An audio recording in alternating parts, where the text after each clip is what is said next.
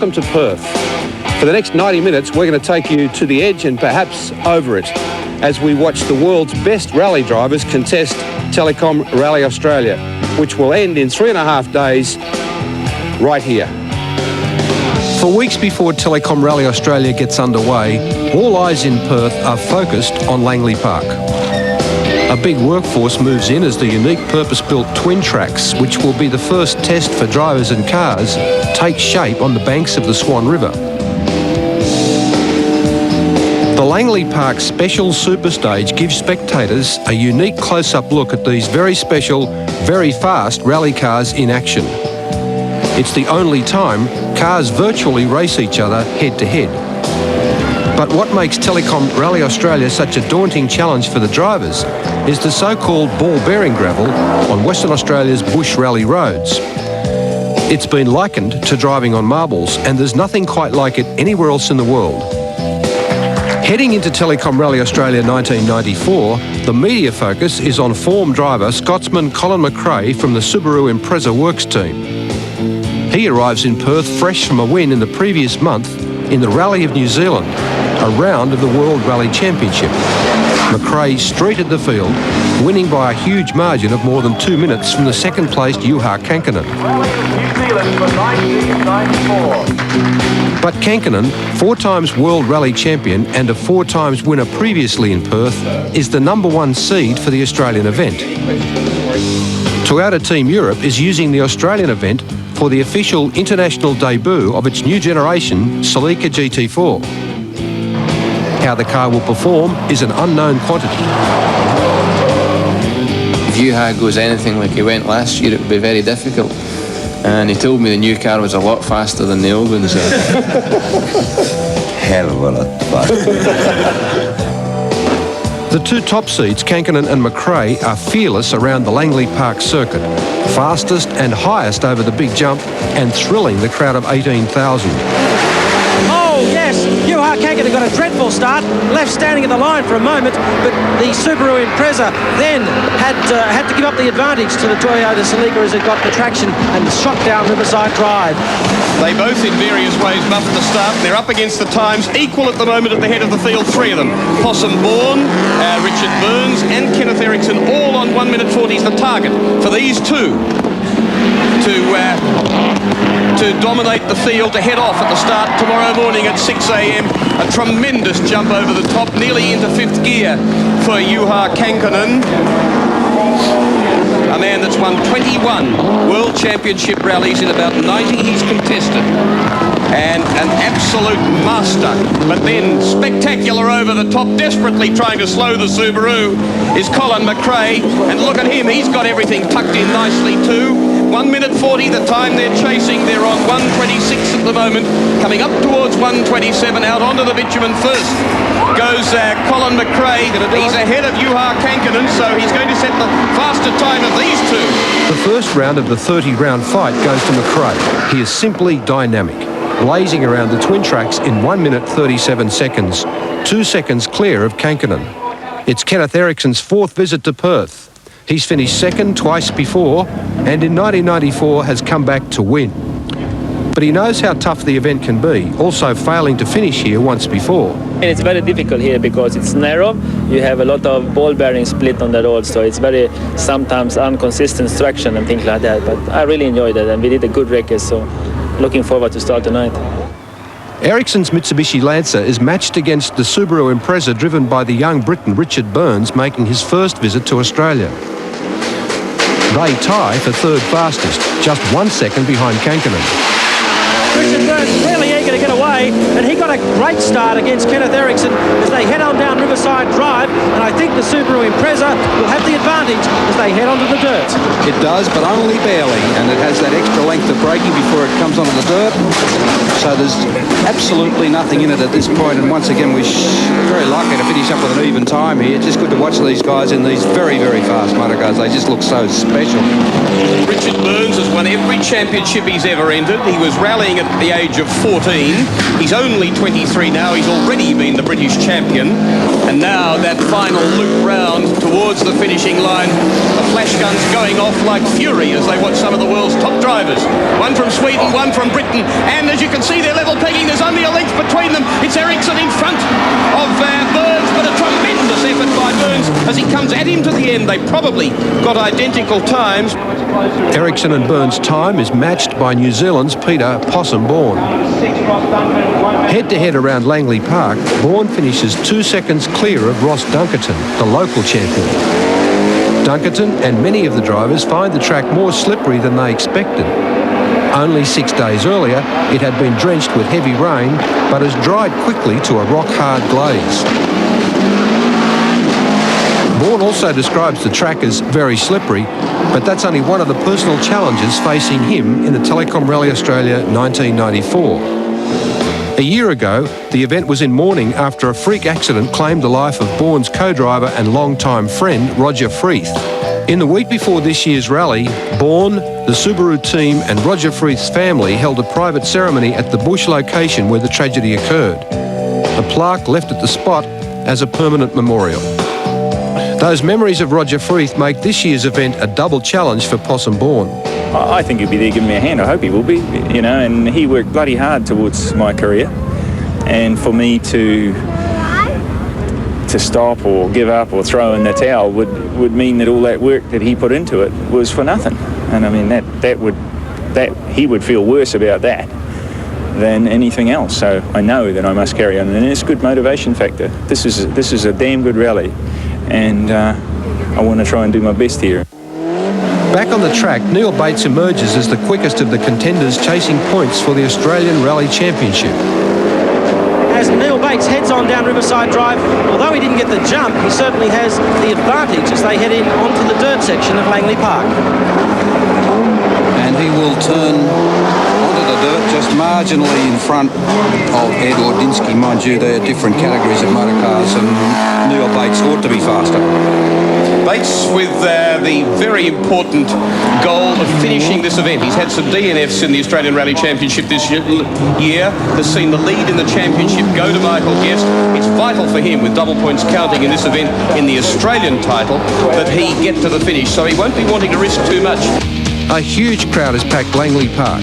For the first time in the history of Telecom Rally Australia, the big night's a sellout as Perth becomes Motor City.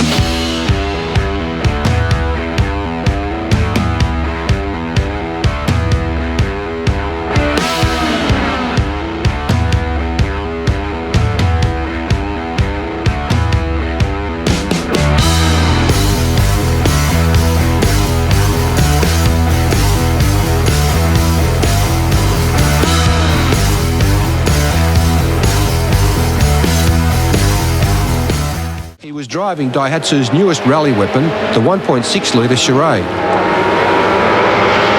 But Middleton looked over-anxious. That's too wide and untidy, and that will lose a few seconds. Then, disaster. Middleton's car runs off the track and hits a tree. His 1994 rally is over in less than a minute. His team's hopes are shattered. Emotions boil over in the shock of the sudden exit. Middleton and navigator Damien Long are unhurt, but can only reflect on what might have been and what went wrong. We're trying very hard, obviously, in front of all the spectators, but on the slippery entry to the gravel section, of course, the car understeered straight into a tree. Happened just so quick. So this puts you out of the event now? Yes, there's bits of gearbox strewn over the road, and I think the boys have got a little bit of work to do when we get back to Sydney next week. So at the end of the first assault on Langley Park, the official results had Colin McRae leading the overall placings. Juha Kankinen was just 2 seconds back, and then three drivers, Ericsson, Burns and Bourne, tied for third place. We'll be back right after the break when Telecom Rally Australia drivers do what they do best. Get down in the dirt.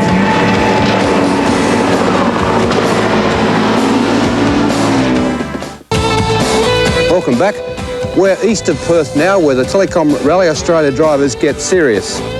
The first of the morning's forestry special stages was Wellbucket, nearly 15 kilometres on open gravel, old farm tracks and sandy stretches through pine trees. First through the zigzags of the pine plantation, Juha Kankinen set a blistering pace as he tried to claw back the few seconds conceded to Colin McRae the previous night.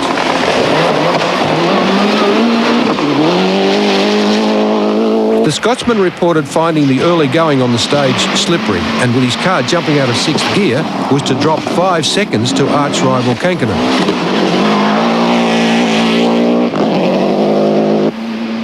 After the rain of the previous week, Swede Kenneth Eriksson was to find out early that the rapidly drying tracks were to make dust a big problem in the rally, costing him time. Also reporting problems with dust was Possum Bourne, but it didn't slow the New Zealander down, and he finished second fastest on the stage, a bare second behind Kankkunen.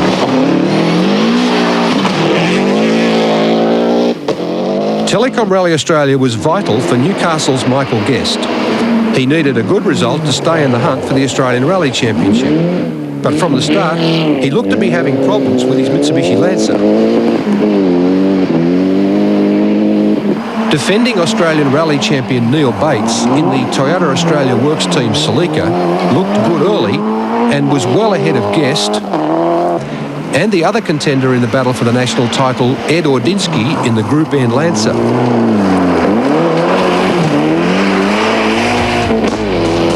The third special stage was Biraking, and it was to witness the first real dramas in the rally.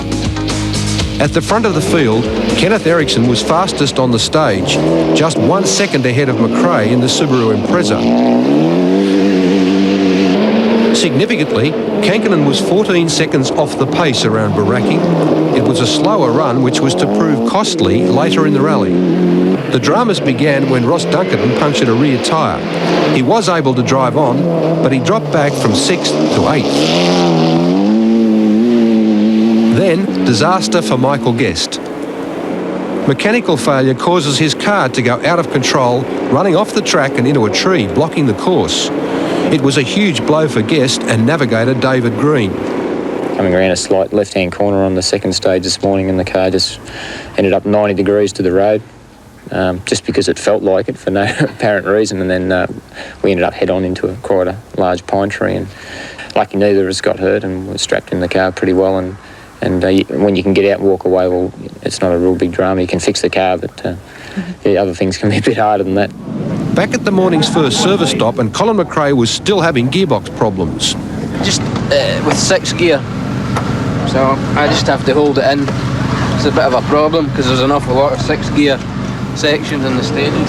At the pre-rally media conference, local hero Ross Dunkerton had made a bold prediction about the condition of the rally course.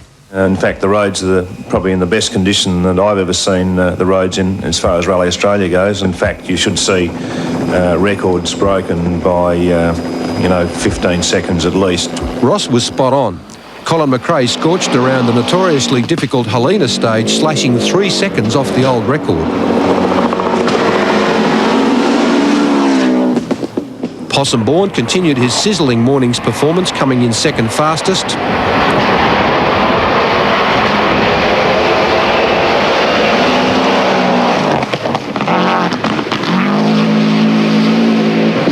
Kankkunen, still testing the new Celica, was third but conceding another 8 seconds to McRae. Belgium's Gregoire de Mevius in the Opel Astra was building his lead in the F2 class at every stage. But this stage was to prove an even greater disaster for Ross Dunkerton. After the flat rear tyre on the previous stage, he then lost a front tyre in the Helena special stage and was forced to stop and make a change. It was to cost Dunkerton over 6 minutes. He finished 65th on the stage and dropped from 8th overall to 43rd. Any chance of a top 5 finish was gone. Then we had a problem in actually jacking the car up, just to add to that. Once we got it down, we turned around to drive onto the stage, and the Skoda just snuck in front of us, so we had a leisurely drive to the end of the stage following the Skoda, so we dropped about 6 minutes there. So now we're about, I think, 8 days behind. The records kept tumbling throughout the morning. On the next special stage, Possum Bourne was dazzling. He took fastest time and clipped 3 seconds off the old record. And second-placed Juha Kankkunen equalled the previous mark. McRae had a spin during the run, losing time, but remained 12 seconds ahead of the field. Dunkerton was back on 4 good tyres and charging. He finished among the leaders and jumped 9 placings. It was the start of a great fight back. The morning's work done, it was back to Perth and another attack on the Langley Park Super Special Stage. Kankinen was fastest, turning the tables on McRae from the previous night. The Finn reported having trouble stopping the Celica, but he was doing nearly 200 kilometres per hour. Stay with us after the break. High-speed action on the cattle grids.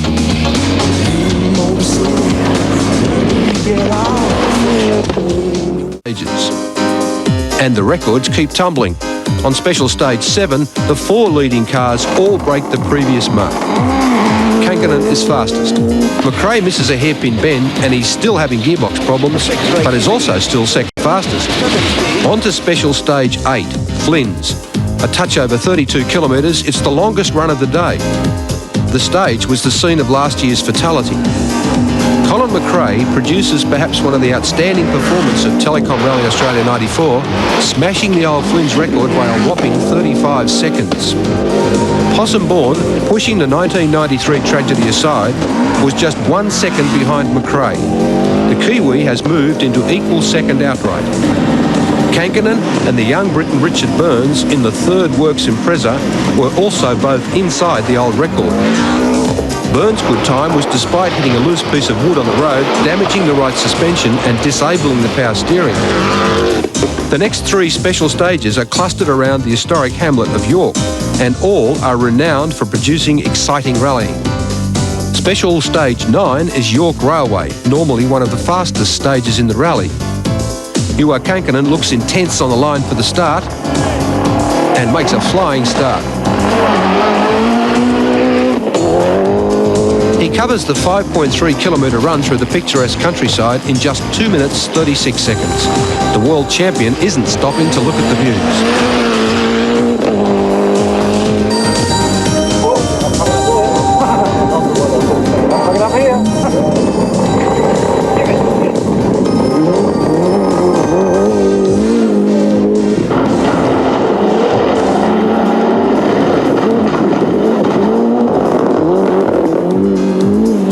Is just 1 second behind, second fastest for the stage, but still retains the overall lead with an 18-second cushion.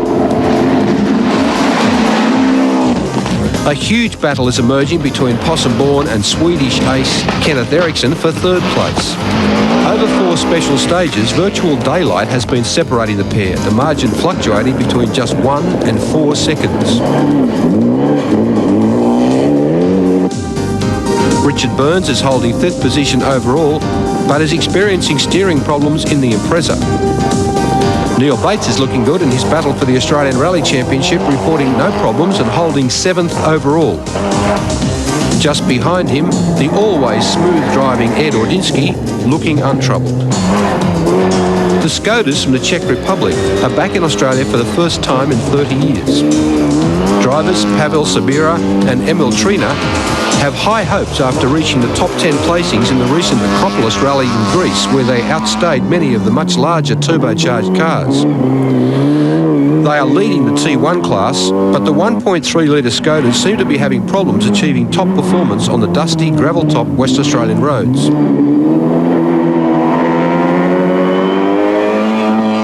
Special Stage 10 at the Muresk Agricultural College is a spectator favourite in the Telecom Rally Australia with its fast open section, spectacular jumps and narrow cattle grids. Possum Bourne says he worried about the last jump as it tended to kick the rear of the car up. Some kick.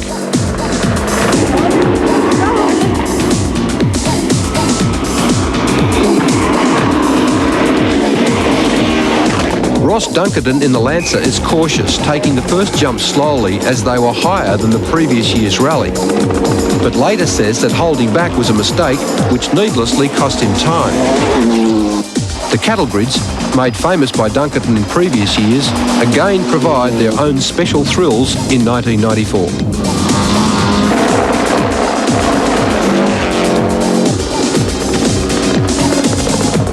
Juha Kankinen's 1993 record at Muresk remains intact despite the thrilling form of the lead cars.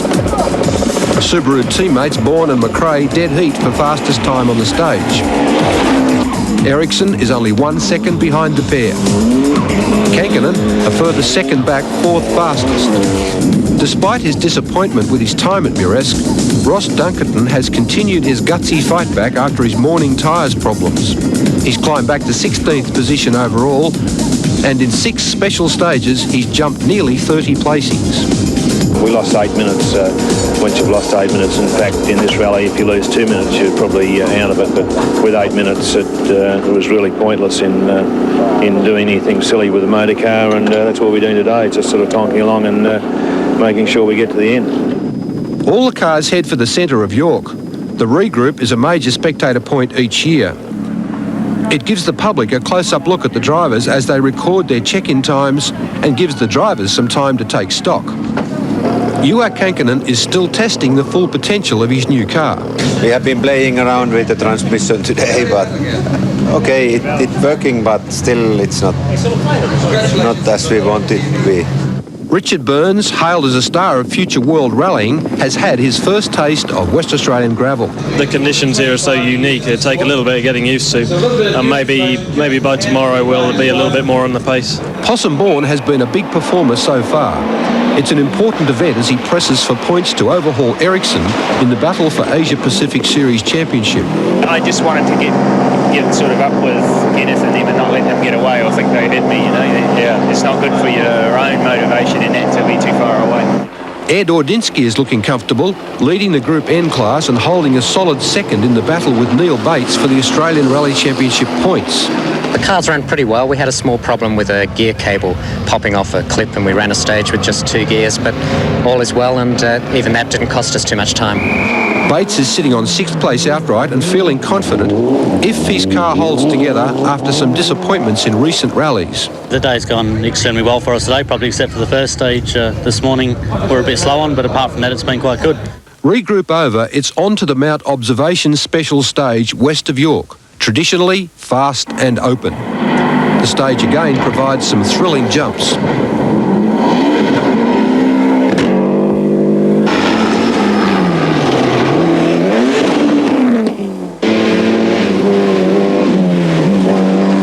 Kenneth Ericsson records his second fastest stage time of the day at Mount Observation, but like all the drivers, reports trouble handling the loose sand and gravel surface. Kankinen says he doesn't like the loose gravel or the close trees in some sections of the stage, but he still comes in second fastest. Bourne reports his rear brakes in near meltdown on the hard driving stage. Canberra's Neil Bates is having a good run and has opened out a 2-minute margin in his quest to retain his Australian Rally Championship title. However, disaster is about to strike. A major mechanical failure is to knock Bates out of the Telecom Rally Australia in the next stage. His title hopes for 1994 possibly over. But fortune has smiled on Ed Ordinsky. With both Bates and Guest being forced out, it leaves the South Australian needing only a respectable finish to push him to outright points leader for the 1994 Australian Rally Championship. The final gravel stage of the day at Helena sees Kankinen and McRae dead heat. Both the leaders report a trouble-free run with their cars in great shape. Saturday ends back at Langley Park with a final assault on the tricky super special stage. The tables are turned again as McRae eats up the 2.33 kilometre track just a second ahead of the pack. Kankinen, Ericsson and Bourne all tie for second fastest. The top cars make driving the Langley Park circuit look easy. But just before the last super special stage with the sun setting over the Swan River, another bunch of drivers took to Langley Park. The entrance in the annual Daihatsu Celebrity Challenge. And this collection of sponsors, politicians, radio jocks and the odd Network 10 star proved conclusively that this rally driving caper can be a lot harder than it looks. 4, 3, 2, 1, go! The 2.33 kilometre circuit was like a mobile minefield for most of the field. But while it mightn't have been pretty, it was fun for Neighbours star Eliza Zonnet. You look a bit hot and bothered. Yeah, no, it was fantastic. I loved it. Except it was a fuel blockage, which meant that at the start it just was just no power at all. So is this your excuse or? No, this is truth. This is truth. Excuse me, that was so exciting. I loved it. Channel 10 basketball commentator Mike Ellis was literally steaming. Whoa! Can't be helped. Damn, it's hot in there. The Daihatsu Celebrity Challenge is a timed knockout competition, and while Heartbreak High star Scott Major was out, he definitely was not down. See, everyone else was going around pretty slowly, and I thought, well, what the hey, let's see how fast these Daihatsu charades can go. So, took around the first corner, lost it, thought, all right, next one we'll go a bit faster and see if we can hang on to it. Next one went around, still lost it, and then we've been briefed about the cars and said that you can't get them airborne. You cannot get these cars airborne. So I thought, well, let's try the medium strip. So I gave the medium strip a go and got all four wheels off the ground, so I'm quite happy. I'm impressed, and I've even got a memento, a bit of the car to go home with. So you did a bit of damage? I did a bit of damage, not that I'm proud of it, but it was fun. But it was Mike Ellis and co-driver Steve Fraser from the local Skipper Daihatsu dealership who took the celebrity title. Have you done any competitive driving before? No, only going to and from work, but other than that, not much. Do you have any problems out there at all?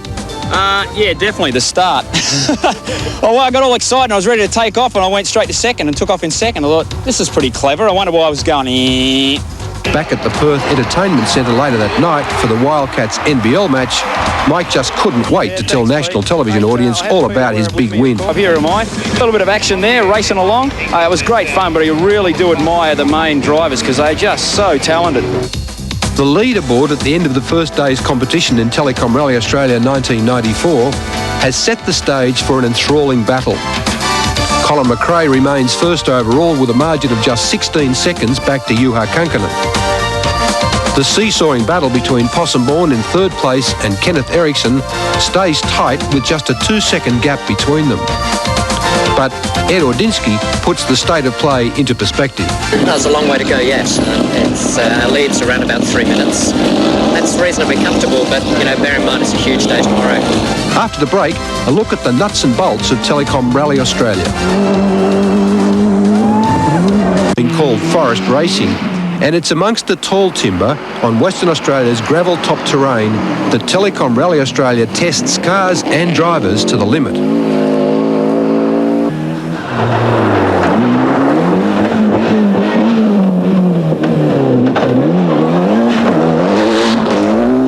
Spread over 4 separate days, Telecom Rally Australia takes the crews over what are called special stages. After the Langley Park Super Special Stage, the 30 special stages cover a total of some 530 kilometres. They're located up to 100 kilometres east of Perth at York and some 240 kilometres to the south near Bridgetown. Each special stage in a rally is checked 3 times before the competitors take to it to make sure that there are no cars out there, no unauthorised cars that is, and no spectators in the wrong places, and they're checked by cars with these numbers on it. The first car out is 000, the second car 00, and the last car 0. And when he says it's all clear, then it's all clear. It's on the special stages that Telecom Rally Australia will be won or lost in a race against the clock and the course. Timing's an elapsed time. We have very sophisticated timing equipment now. The timing clocks are all synchronised between the start and finish of the special stage, and their time is nominated as they leave the start point and then registered on a digital printout clock as they cross the finish line. To get to the special stages, rally crews must navigate the so-called transport or liaison stages. Rallying's divided into 2 stages. One stage is called transport and the other is a special stage. Now, in the transport stages, all these cars are expected to keep to the speed limits and, in fact, obey all the regular rules of the road. But in a special stage, it's a closed road, and it's proven to be closed. And in those sections, they can go just as quickly as they possibly can, once again, competing against the time. 100, fast, left 3, opens. Brakes. For the 6 days before the rally, the driving crews cover thousands of kilometres. They'll drive up to 14 hours a day, traversing the special stages, sometimes making 4 or 5 passes over each circuit. In rally parlance, it's called reconnaissance. The left 3 loop into a right 5 clip. The object of the exercise is to compile what's termed pace notes. They're a form of rally drivers' shorthand which plot every bend, jump or potential obstacle on the special stages. As a further backup for pace noting, just before the special stages are closed off, Gravel Notes teams drive ahead of the field. This is especially important if changing weather has changed the course since pace noting was done.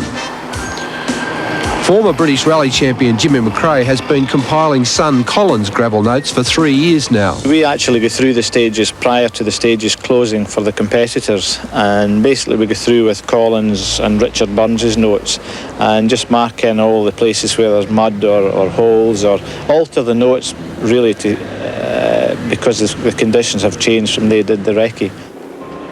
And before any rally gets underway, every car in the field must be cleared through the process of official scrutineering. Basically, pre-event scrutineering is solely safety aspects. Everything including roll cages, harnesses and fire extinguishers are checked.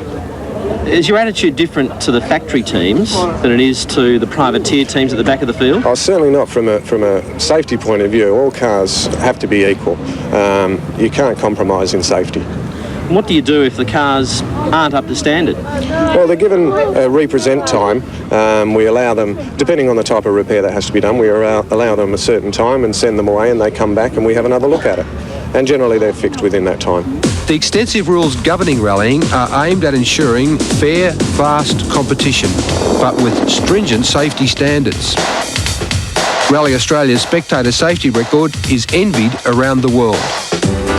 In stark contrast, some rallies in Europe are hallmarked by spectators who've been likened to matadors taunting the charging cars. In Europe, rally drivers are endowed with the status of rock stars, but the adulation of the hordes of adoring fans can have a price. Spectator control is just one of the reasons Telecom Rally Australia has become known as the favourite event of the top drivers. Australia, like we have been talking with the boys, because we do all the rallies around the year, and let's say it's the best rally in the year. The organisation of the event is second to none. One of the keys to that organisation is more than 1,300 volunteers who control the rally at every point. And there's superb communications, mobile satellite earth stations in the countryside. 255. I'll follow up with a phone. I'll follow up with a phone call in a couple of minutes, right? And the high-tech results centre at Rally Centre headquarters in the Sheraton Perth Hotel. Within minutes of the field finishing a special stage, this remarkable system delivers printouts detailing complete result updates back to spectators, crews and the media in the field.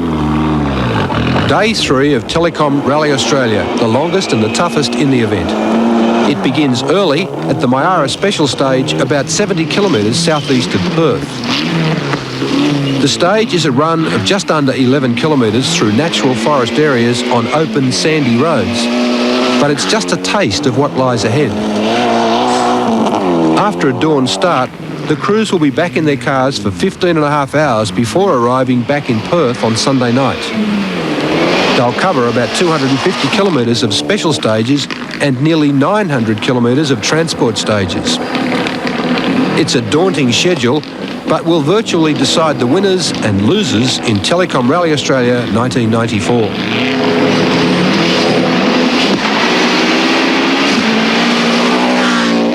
Juha Kankinen starts the day by whittling a further 3 seconds off the overnight lead of Colin McRae. The Scot and Kenneth Eriksson tie for second place on the stage, with Possum Bourne fourth. This puts the Swede marginally ahead of Bourne, reversing the previous night's order. Both drivers are looking confident, but which man and which car will last through the long day's grind?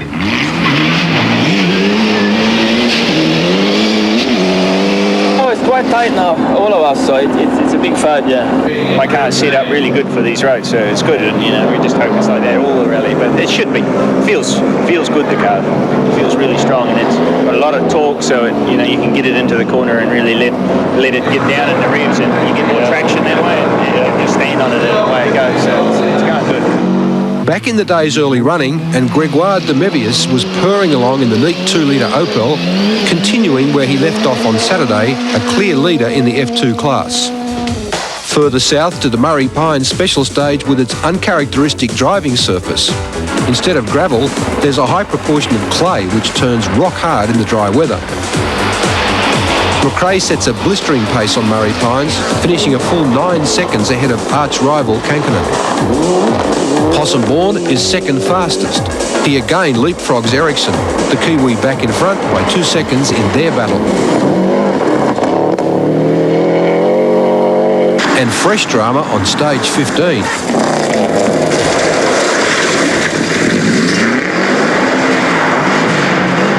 Japan's Mitsuo Mishima fails to take a bend and clips the trees and spins off. Slow the next car down. Need loads of people. Any more people down there? For Mitsuo and experienced British co-driver Kevin Gormley, the first concern is to warn following cars. The course marshals swing into action too. Communications, I have a car off at 19.18 kilometres in Murray Pines. The driver is unhurt but shaken. Front corner and cross jump and not braking, then speed down. Didn't. Incredibly, they eventually get the Group N Impreza back on the road, but are excluded from the rally under the event's rules that they arrived too late at the next time control checkpoint. The next two stages, Stirling West and Stirling East, skirt around one of Perth's main freshwater dam catchment areas.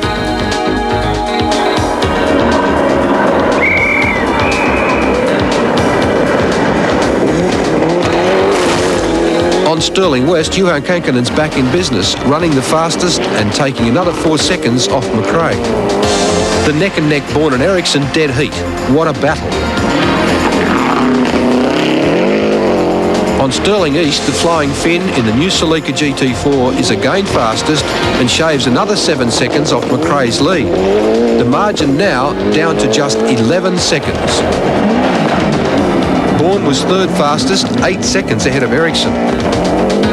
But the big mover on the stage was to be Ross Dunkerton. With sixth fastest time, he's now back to 7th place overall.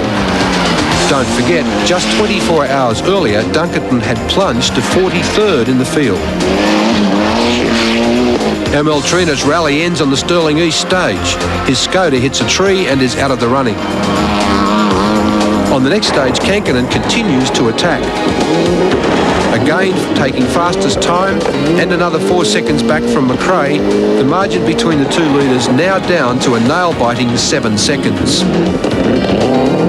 Next stop is the football ground at the coal mining town of Collie for a major service stop. After 5.5 hours at the wheel, over 90 kilometres of hard rally driving and 5 special stages, everyone needs a breather.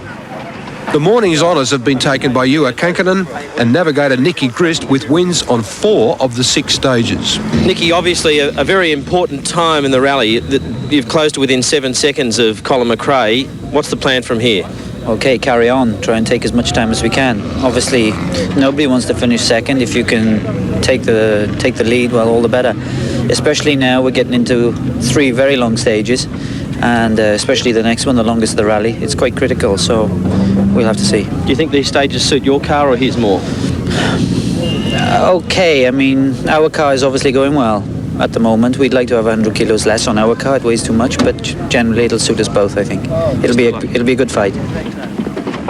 By Collie, Possumbourne is just 6 seconds ahead of Kenneth Ericsson. It's really close. Yeah, it's quite a big scrap to make any time at all off Kenneth, because he'll just get some and then he takes some back, and it's been like that all morning, so looks like it's going to be hard work all day. And that hard work gets back underway on special stage 19, Wellington Dam, just outside Collie. A 45-kilometre run, it's the longest special stage in the rally and a big test of stamina for cars and crews. Colin McRae has a scintillating drive, breaking his own record for the stage by an astounding 9 seconds to peg back some of Kankkunen's recent gains. Ericsson is third fastest, 15 seconds ahead of Bourne. The Swede is now 9 seconds clear in third place. It's the biggest gap between the pair in 16 stages. After the long Wellington Dam stage, the cars pull into tiny Donnybrook for a regroup. The Subaru service crew swing into action. McRae recorded his great time despite hitting an earthen mound, damaging the front of the car. Time is limited to get the Impreza back in shape. Colin, you look like you've had a slight mishap on that last stage. Yeah, nothing much. It was just a mound of dirt on the outside of one of the corners. Did it cost you much time? Nothing. I'm just going to check the times now. I think we were quicker than you had, so no problem. Even the smooth driving Ed Ordinsky has been striking problems. I hit a few things underneath. The boys are fixing the exhaust now. It should be okay though. It feels strong. I hope it can go this pace the whole way. But rally driving isn't just all about big budget works teams. A unique feature of Telecom Rally Australia is the Daihatsu Challenge. Inaugurated 3 years ago by the organisers of Telecom Rally Australia and Daihatsu, the event gives young drivers a chance to break into the sport. Rounds of the series are held around Australia, with the Perth event worth double points in the quest for a dream. The series winner in the Daihatsu Challenge wins a fully supported works team drive in the 2 rounds of the World Rally Championship overseas. Going into Telecom Rally Australia this year, young Perth driver Andrew Pinker and his navigator Claire Parker are lying second in the current series and chasing that dream. We've come a long way in a short time, we like to think, and I had it last year as a bit of a feel year in the challenge to see what it was all about, and then this year, lucky enough, we're going for a bit of a win. But Andrew's not the youngest of the young hopefuls in this year's Telecom Rally Australia field. At the age of just 18, Dean Herridge comes into the event with a rich rally heritage. His father, Rob, is a former Australian rally champion. I'm getting as involved in Dean's rallying as I did with my own, and even though I'm not finished with my own rallying career, definitely one of the steps of my career is to help my son get started, and I'll do whatever I can to help him. That help includes how to handle pre-rally nerves. We're a bit apprehensive about the whole thing being such a big rally, but looking forward to it. But yeah, the nerves are there. I notice you've got Bart Simpson on the side of the car. Your nickname's Bart. What's all that about? I used to have a Bart Simpson hairdo, so all the boys at the workshop have nicknamed me that, so we've got the little Bart character on the car. We'll find out how our young drivers perform later. After the break, the longest day ends in the dark. Mid-Sunday afternoon and on to Special Stage 20, Luana. The run takes the field to the furthest point south in the rally, 240 kilometres from Perth. Colin McRae is looking strong again in the Impreza, extending his lead over Kankkunen to 16 seconds after Luana. But his teammate Possum Bourne drops off the pace. Having traction problems, he finishes the long 32-kilometre stage over 30 seconds behind Ericsson. After his sensational early form, Bourne's hopes for a top 3 finish have gone. Dunkerton has made up more time and closed to within a second of Ed Ordinsky. The Ferndale Special Stage is twisting and demanding, but is claimed to have some of the best rally roads in West Australia. And it's another 30-kilometre run. In what will be one of the most decisive special stages in the rally, McRae takes fastest time with a yawning 18-second margin over Kankkunen. But luck had played a part though. Kankkunen later learns that he picked up a roll of fencing wire and dragged it along for most of the route. A slow-motion replay from some of the action on the stage shows the enormous skill and great control of the top rally drivers as they wrestle the cars left and right under brakes to set up the corners. But sometimes it goes wrong, even for the most skilled drivers.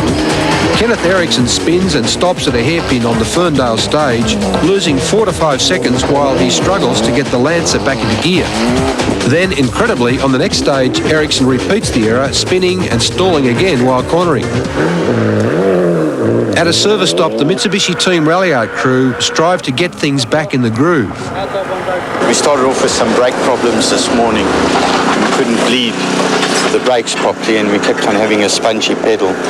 And with Kenneth being a left-foot braker, it's the worst thing that can ever happen. It's a nightmare for me come true. But after about 3 stages, we managed to locate the problem, which was a faulty handbrake valve. And after that, we got the brake pedal back.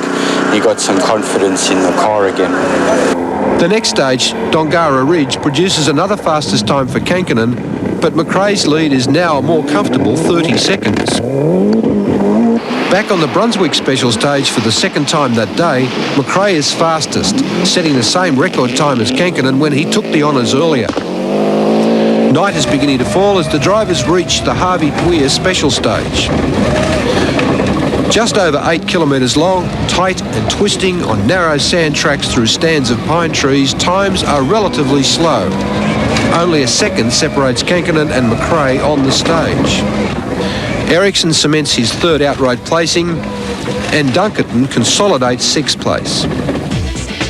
Temperatures were starting to fall, though, as the field took to the last special stage of the longest day, Mariner. Nighttime driving used to be a more dominant feature of major rallies, but the number of special stages run at night has been cut in recent years, mainly because of safety concerns. Kankkunen claims another faster stage time, his 7th over the day's 12 stages. But it hasn't been enough to catch McRae, who will go into the final day of Telecom Rally Australia with a 23-second buffer. A surprise on the night stage is the second fastest time recorded by the young Englishman Richard Burns. Extra reconnaissance on the Mariner special stage had been the key. It was a stage we had noted sort of 7 or 8 times because it was only a fairly short stage, so decided just to have a little bit of a try just to boost my morale a little bit, and it worked. The stage was, we had no problems in it at all. After the long day's driving, a young Subaru fan greets Richard Burns back in Perth. There you go. What'd you say? Thank you. That's okay. It's been a good day's work for Ross Dunkerton, now the top-placed Aussie. I think we dropped to about 38, I think, on Saturday, but we've been a steady pace today, and we're back up to 6th, and that's as high as we can get, unless some of the leading blokes have some trouble, but I don't think they are. It's probably the first time I've seen an event like this where all 6 factory cars are still going. It just shows the preparation that is being put into cars nowadays, I'm afraid, isn't it? The leaderboard at the end of day 3 shows McRae still out in front, the margin just 23 seconds. The big question, can he hold up Kankkunen on the final day? The attrition rate in big rallies is high. By the end of day 3, 24 of the 74 starters, a third of the field, are out of the running. Those cars still running go into Parc Fermé at Langley Park under lock and key and all-night security. We'll return after the break with the final nail-biting chapters in Telecom Rally Australia 1994. The sun creeps over the Darling Range above Perth city skyline on a cool, clear Monday morning.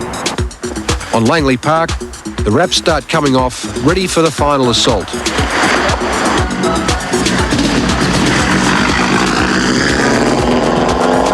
The morning quiet is shattered by the top cars firing up and rolling out. The potent McRae Impreza holding the honour of leading the way. The rest of the field file out and head for the final leg of 5 special stages. Welcome back to day 4 of the Telecom Rally Australia, where Scottish driver Colin McRae leads 4 times world champion Juha Kankkunen by just 23 seconds, and with 5 special stages to go, the question is, can he pull back all or any of those 23 seconds?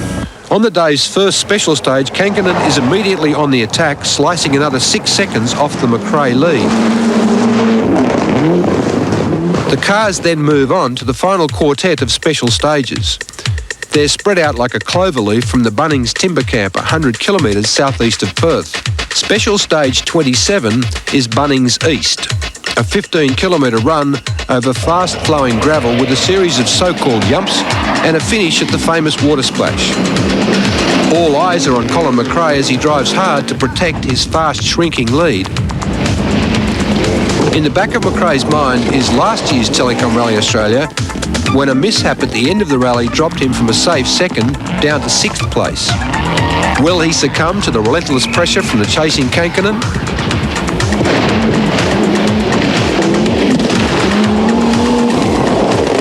McRae pulls out a big one. Fastest time on the stage and 5 seconds ahead of Kankkunen. It's over the spectacular yumps that McRae takes back the crucial seconds. The other drivers take up the challenge of the jumps.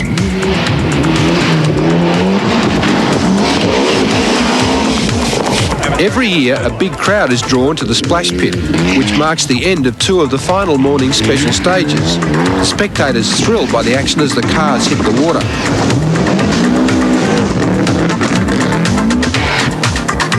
Bunnings West is the longest stage of the final day, nearly 34 kilometres over jumps and then through sandy pine plantations.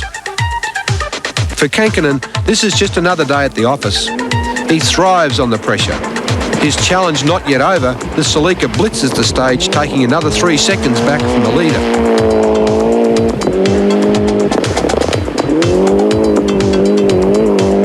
But McRae is feeling confident that his car is staying healthy. He can't risk becoming cautious and backing off.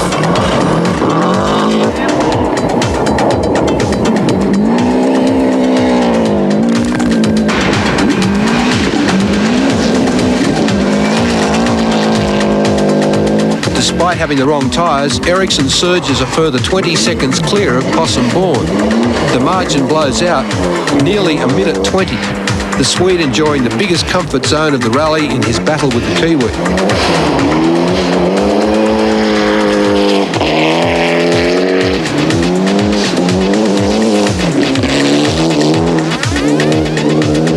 Bourne is having trouble handling the super slippery driving surface. He knows he's locked into 4th place, but he must get his car to the finish to secure points in the battle to defend his Asia Pacific Championship. Sounds like an oil leak of some kind, and that could be a problem, but it might just need a top-up, but the boys are having a look to see where the oil's coming from. Pretty critical time to have a problem. Good luck, Possum Bourne. With just 2 special stages to go, Kankinen is faced with making up 19 seconds on McRae. Driving is very difficult, but still, of course, it's possible. I will push him in the end and see what happens to him. The second last stage is Bunnings North, a run of just 26 kilometres, mainly on fast, wide, open roads through pine plantations. The surface is described as good gravel and sand combination. McRae knows that if he drives confidently and mistake-free, he should be able to protect his 19-second lead and take his first Telecom Rally Australia title.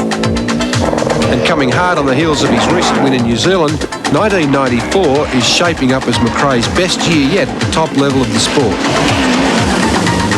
The brilliant young Scot looks good through Bunnings North and is confident he's notched a good time.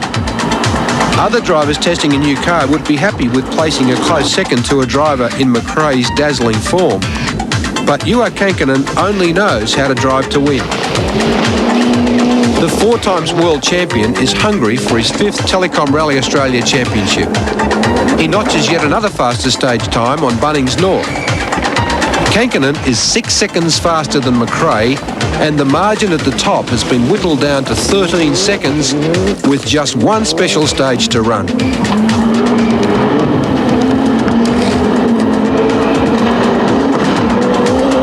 Meanwhile, back at the tail of the field, the final encounter with the water splash takes its toll. Kim Harris and Diana Madlener's rally looks over, their Hyundai Elantra damaged and bogged in the mud.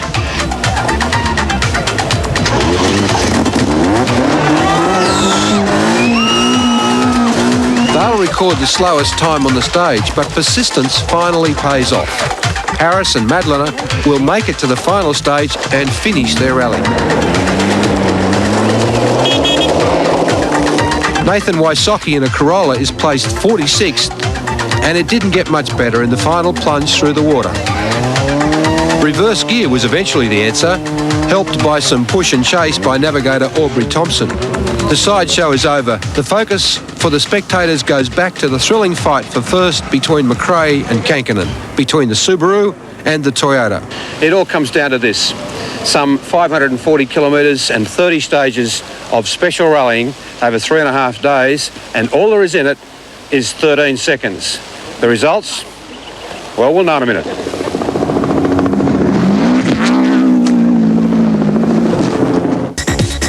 The last special stage in Telecom Rally Australia 1994. Just over 29 kilometres long, it starts with a climb on the infamous ball-bearing gravel and then twists over sand and clay through pine plantations before ending in an open wheat paddock. Slow to the right, into Tommy, to the right, plus open. This may well be the most important stage of rally driving in Colin McRae's international career so far. Earlier in the year, he'd been under public pressure, with media reports of criticism from his team bosses for erratic driving, faltering at critical stages, and letting big results slip away. 1994 was the time for McRae to start producing victories for the Subaru World Rally team. He'd done that in New Zealand, but was it just a fluke? A second successive win over Kankkunen here in Perth would confirm McRae has arrived as a consistent winner at top level. McRae's time around the final Bunnings South stage was a very fast 5 seconds clear of Burns, Bourne and Ericsson. The Highlands cheer squad was ready to wave the victory flag. McRae gave his own salute as he literally smashed the finish gate, giving the telecom sponsor's sign what perhaps could be described as a tailgate kiss. But Juha Kankkunen wasn't ready to concede defeat. It was to be another blinding drive in the Toyota Celica GT4. Kankkunen was again fastest. He'd been quickest on 16 of the 30 special stages and pulled back yet another 4 seconds on the Bunnings South. But in the end, he just could not reel in the Scotsman. It had gone down to the wire. McRae's final winning margin, just 9 seconds.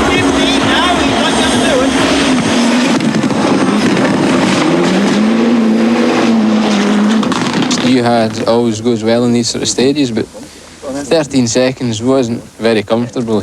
It's possible that he could have taken that if he made a small mistake, so we're just really careful and still trying to keep the pace up. For Possum Bourne, his battle with Ericsson over, the final stage was for playing safe and having some fun. Into 6 left, 80. 6 left, keep in, blip. Ericsson's Lancer had run well from start to finish, but the Swedish star said, if you're not winning, you can't be satisfied. By contrast, Pavel Sabira, in the one Czech national team Skoda to finish, was happy with his time and he acclaimed the event as a great rally. The Skoda's reputation had perhaps promised more, but the Czechs were satisfied with their return to Australian motorsport. For many of the drivers, by the final stage, there was nothing to gain and everything to lose. The goal was holding their position and getting to the finish line in one piece. If they did make it, their cars had covered nearly 1,850 kilometres of bush tracks and bitumen on the special stages and transport sections of the rally. But what about that young driver, so heartbroken after barely covering 3 kilometres before crashing on the first night? Defending Australian Formula 2 champion Brett Middleton was at the finish line, eager to follow the fate of the challengers for his title.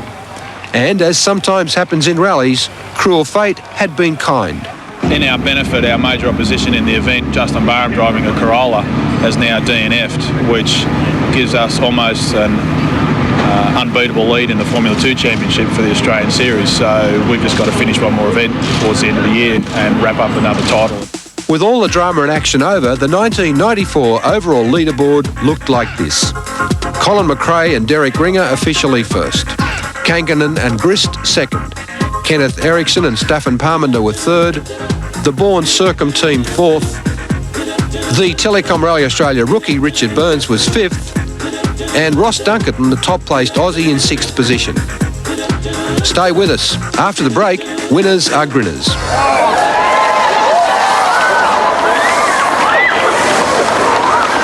Of bravado left the rest of the field following in his wake, and in no doubt that the checkered flag in Telecom Rally Australia 1994 was his and his alone. The time board for the final special stage showed the honours again being taken by Juha Kankkunen. For the Subaru Impreza, it was time for a clean-up before heading back to Perth and the winners due public acclaim. Would you all make welcome the winner of Telecom Rally Australia, Colin McRae.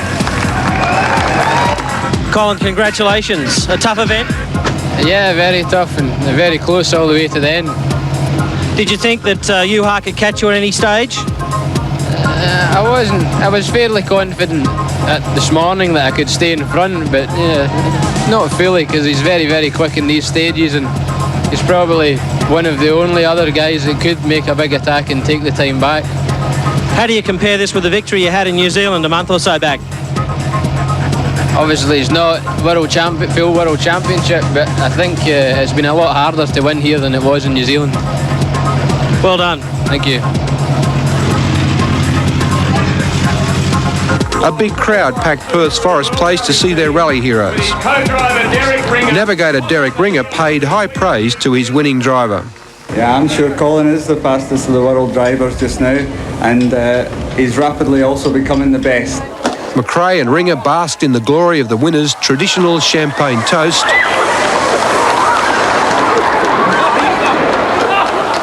And then another Telecom Rally Australia's winner's tradition.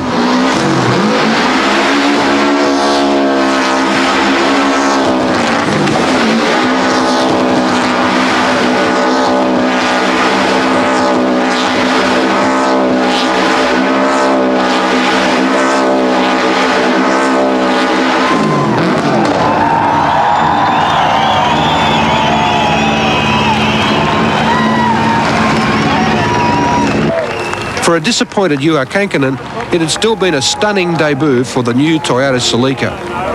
Did you think at any stage you could have caught Colin today? No, every stage. Okay, I lost in one, but I beat him on the others, but was not enough. Needed 2 stages more. And how successful has the test of this new Celica been?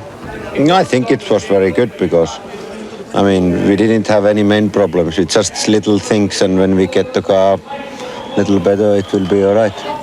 For Possum Bourne, finishing fourth was an important step in washing away the pain of last year's tragedy in the event. It's fantastic to finish the rally, and the best was I almost won the Flins, which was the stage that we had all the drama last year, so we're only 1 second behind Colin, so that was pretty special as well. Congratulations. Yeah, thanks very much. 1994 marked a very special milestone for the quiet achiever Ed Ordinsky. He's the only Australian ever to win his class in a World Championship event. This year saw his 5th Group N victory in Telecom Rally Australia, his string of titles now even eclipsing the more acclaimed track record of Juha Kankkunen. Ed, first in Group N, congratulations. Thank you very much. It's all of them have been different here, the different Rally Australias. This is the first one that's been dry the whole way, so we drove as fast as we could for most of the event, and just to see what sort of times we could do, we enjoyed it. In other official results in Telecom Australia Rally 1994, the World Cup for 2-litre cars was an all-the-way win for Belgium's Gregoire de Mevis in the Opel. Ordinsky, the clear winner in Group N production cars. Ross Dunkerton took the honours in the Australian Rally Championship section, but Ed Ordinsky's second place was enough to push him to outright leadership in the series. The Daihatsu Challenge P1 class saw a great fight back by the local youngster, Andrew Pinker. Our next crew, ladies and gentlemen, both West Australians, driving the smallest vehicle and smallest engine capacity in the event. They have won their class. They have finished 30th outright in the standard road-going production class. This crew, car number 51 of Andrew Pinker and Claire Parker. We've come in 30th outright and ahead of the class, which we didn't expect at all, so we're very happy with that. So Andrew, this keeps the dream alive, possibly a future factory drive. Oh yeah, for sure, hope so. This will be a good step, puts us in good stead for the challenge for the end of the year, and if we get that, then yeah, things from there will go on.